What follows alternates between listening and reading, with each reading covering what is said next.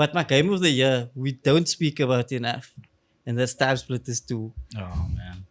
We always speak Never about heard it. Yeah, and I think like for me, TimeSplitters 2, we spent a lot of time playing. Like it's a game that had a just single player campaign.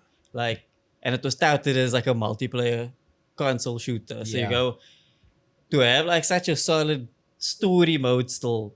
You know, you get games today that they have like a 4-hour story, and then you're like, nah, this is cat. Yeah, you get like a full game, and then you still get a super just multiplayer experience. The thing about what made the multiplayer was that different. Firstly, we had a multi-tap and we had people that could play. But also is that they had 20 bots. Yes.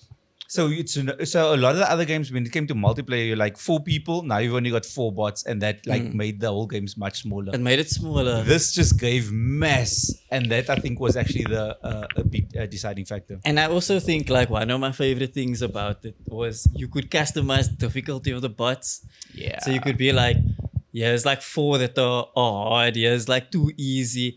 Now you're dying and you're like the easy brass are above you, and you're like, nah, Owens, I can't come lost. Freaking you. I can't come lost. And then also the characters had different abilities also. Yeah. Which was also a nice thing. Like some of them were shorter, some of them were taller. They could jump more, those kinds of things.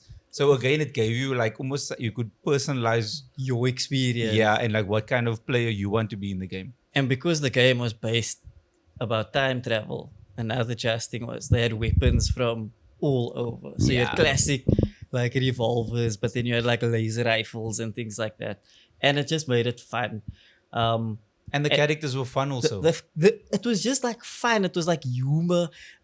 You know, I thought about it, and it was like, it kind of brought party elements into like a shooter. Yeah. Because you could also customize your own maps and game modes and things like that. And yeah, we spent a lot of time playing this game. Like years literally playing this game. It's a Valve game, right? Is it? No, it's IDOS, I think. Okay. I don't know why. Like I because I literally never played it. Same. TimeSplitters. I've never touched it.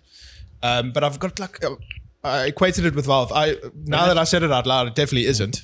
Are you not thinking of Team Fortress? That's what I'm thinking of. Shit, man. It's a very similar sort of like design. We must find a way to go through to all of us to play all of our games of the years. We must do that. And find a way to like stream it, or even just have the experience of playing all 4 of us playing TimeSplitters 4 players. Yeah. So isn't there they never like port, like you can't play it on modern consoles or what? There's no version. So I think what happened was, it's published by IDOS and developed by Free Radical, but I think what happened was like the rights were sold off somewhere.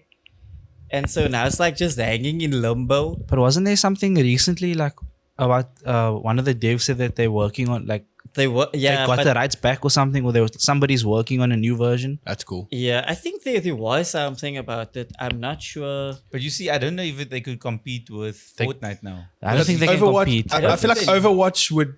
Overwatch isn't doing great. Overwatch like 2. Apex and Valorant have like similar stuff. I think like what they need to do is just focus on like what they did then in trying to capture like a more casual shooter feel. Because that's what worked for us. Yeah. It didn't feel like Counter-Strike or Quake where it felt like competitive. It was like silly and fun. Yeah.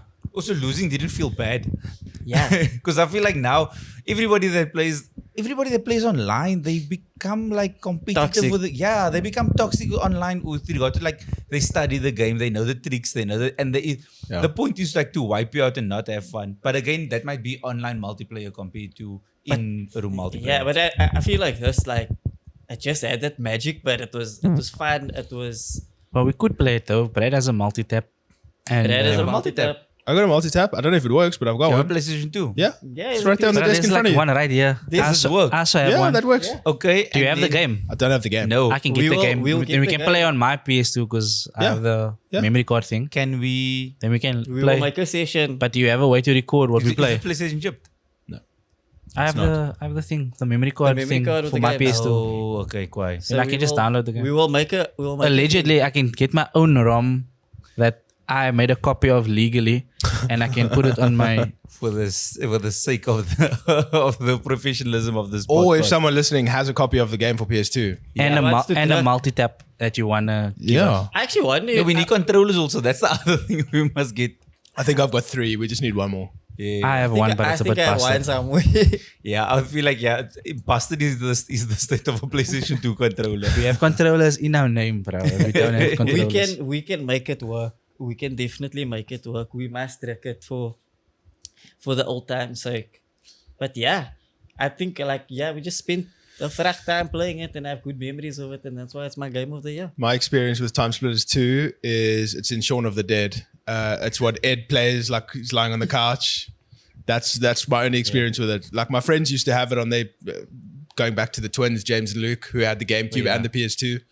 They used to have TimeSplitters 2, and I used to watch it every now and then, but like never. They were obsessed with it. I think everyone who played it was like obsessed with it. Yeah, because it was, especially if you had like a group of friends to druk with, Yeah. and you were like, nah, I need to druk.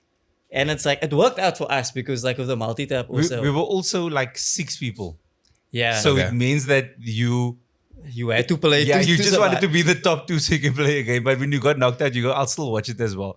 So there was something worth playing for, which was a fun Yeah, time. then the other 2 that were sitting out opposite chirping you, and you're like, yo, shut up. I'm trying to Just trying to survive. get there.